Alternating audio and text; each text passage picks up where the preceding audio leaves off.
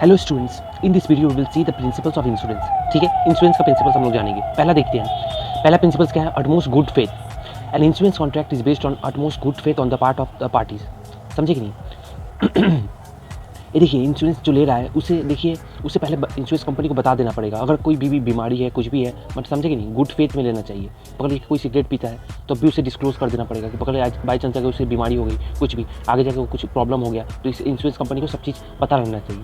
It's a legal duty of the proposer one who wants to get an insurance to disclose all the material facts about the subject to be insure. समझे कि नहीं? जो insurance company, जो insurance आप ले रहे हैं, तो आपको क्या करना पड़ेगा? जो भी प्रॉब्लम है, हेल्थ प्रॉब्लम है, जो भी है, उसे आपको डिस्क्लोज कर देना पड़ेगा। समझ में आया पहला पॉइंट? दूसरा पॉइंट देखिए, इंश्योरेबल इंटरेस्ट। इसका मतलब क्या है? Insured should be a peculiar interest in the property. Insurance उसी चीज़ का लिया जाएगा जिसमें आपका मॉनिटरी इंटरेस्ट हो, जो पैसे से रिलेटेड हो। समझ में आया? Insurable interest is an essential element in the every insurance contract. Insurable interest means the insured must be in such a position that he will suffer a primary loss by happening of the event. समझे कि नहीं? उसे primary loss होगा उससे बचने के लिए। समझे कि नहीं? मतलब कोई भी मॉनिटरी इंटरेस्ट होगा उसी की चीज़ के बारे में। समझे कि नहीं? नेक्स्ट पॉइंट, नेक्स्ट देखिए, next principle of indemnity. Indemnity मतलब क्या होता है? Indemnity means a promise to compensate a loss, case of loss. मतलब क्या है? जो पकड़ लीजिए, इंश्योरेंस आपने किस लिए लिया है कि पकड़ लीजिए आपका कोई कार है, एक्सीडेंट हो गया, तो आपका देखिए बहुत भारी नुकसान हो जाएगा। तो इंश्योरेंस किस लिए ले रहे हैं कि अगर आपको जो इंश्योरेंस एक्सीडेंट होने के पहले जो पोजीशन था, उसी पोजीशन में इंश्योरेंस कंपनी आपको उतना पैसा दे देगा, ठीक है, उतना कॉम्पनसेशन दे देगा कि आप उस पोजीशन में वापस चले जाएंगे। समझ में आया तीसरा पॉइंट? चलिए चौथा देखते हैं। चौथा पॉइंट देखिए, डॉक्ट्रिन ऑफ सब्रोगेशन। इसका मतलब क्या है? It implies that after indemnifying the insured for his loss, the insurer becomes entitle to all the rights and remedies relating to the property. अब देखिए एग्जांपल देता हूँ। पकड़ लीजिए आपका फैक्ट्री में कोई आग लग गया। समझे कि नहीं? आप पकड़ लीजिए 10 लाख का इंश्योरेंस लिए हैं।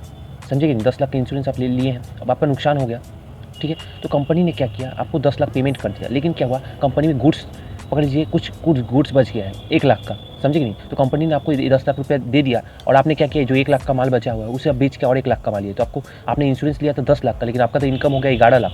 समझे कि नहीं? इसलिए क्या करता है कंपनी, इंश्योरेंस कंपनी क्या करता है, जो देखिए, जो भी प्रोडक्ट बचा या गुड्स बचा आग लगने के बाद, समझे कि नहीं, वो गुड्स किसके हाथ में आ जाएगा? किसके अंडर में आ जाएगा? इंश्योरेंस कंपनी के हाथ में। समझ में आया कि नहीं? चलिए लास्ट पॉइंट, पाँचवा पॉइंट देखते हैं। चलिए पाँचवा पॉइंट देखिए, क्या है? Contribution. It means the right of the insurer who has paid claim under a insurance policy to call upon other insurance to contribute to the payment. इसका मतलब क्या है? पकड़ लीजिए आप सेम इंश्योरेंस किस 2-3 जगह से ले लिया है। समझे कि नहीं? तो पकड़ लीजिए आपका नुकसान हुआ, पकड़ लीजिए आपने 5,000 का इंश्योरेंस करवाया। समझिए, एग्जाम्पल लीजिए, ठीक है। तो अगर पकड़ लीजिए आपने 3 जगह कराया है, पकड़ लीजिए एक जगह का 2,000 का, एक जगह 5,000 का, एक जगह 3,000 का। समझे कि नहीं? आपका नुकसान 5,000 का हुआ है, तो आप एक जगह, आप पकड़ लीजिए आप सोच रहे हैं कि एक जगह 5,000 मिल जाएगा, एक जगह 3,000 मिल जाएगा, एक जगह 2,000। ऐसा नहीं होगा। समझे कि नहीं? अगर टोटल 5,000 हुआ है तो कंपनी क्या करेगा? मिला जुला के, मतलब एक साथ मिला के कंट्रीब्यूट करेगा। समझे कि नहीं? कोई रेशियो के हिसाब से दे देगा। पकड़ लीजिए कोई 3 कंपनी 3 दे दिया, कोई 1 दे दिया, कोई 1 दे दिया, 5 हो गया आपका। समझ में आएगा नहीं? ये हुआ कॉन्ट्रीब्यूशन, ठीक है। नेक्स्ट पॉइंट देखते हैं। देखिए छठवां पॉइंट क्या है? Causa proxima, proximate cause.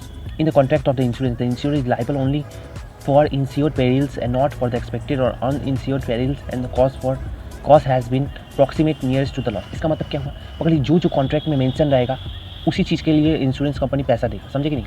आप पकड़ लीजिए आपने इंश्योरेंस कराया है, पकड़ लीजिए प्लेन में जो भी चढ़ता है उसे इंश्योरेंस रहता है कि अगर प्लेन क्रैश हो जाए तो उसको कॉम्पनसेट मिलेगा, उतना पैसा मिलेगा। समझे कि नहीं? अब बाई चांस कोई आदमी है, उसे हार्ट अटैक से उसका डेथ हो गया, तो देखिए ये तो मेंशन नहीं था, इसलिए कंपनी उसी चीज़ का पैसा देगा जो कॉन्ट्रैक्ट में मेंशन रहेगा। आया कि नहीं समझ में? ठीक है। सातवां पॉइंट देखते हैं।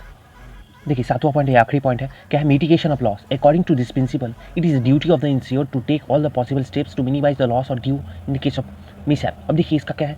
जो इंश्योरेंस लिया है उसका ड्यूटी क्या है? पकड़ लीजिए फैक्ट्री में आग लग गया आपका, तो आप उसको बुझाने की चेष्टा करेंगे, तो आप चेष्टा करेंगे जितना लॉस कम हो। आप सो गए, पता चला, आप सोचे इंश्योरेंस तो कराया हुआ है, कंपनी तो पैसा देगा ही, तो कंपनी इस कारण में आप क्लेम नहीं कर सकते इंश्योरेंस का। क्यों? क्योंकि आपने उसको बचाने की कोशिश नहीं की। मतलब जब भी लॉस हो रहा था तो आपको क्या करना पड़ेगा? चेष्टा करना पड़ेगा कि जितना लॉस कम हो। समझ में आया कि नहीं? चलिए इस वीडियो में हम समझे प्रिंसिपल्स ऑफ इंश्योरेंस समझे। ठीक है, थैंक यू।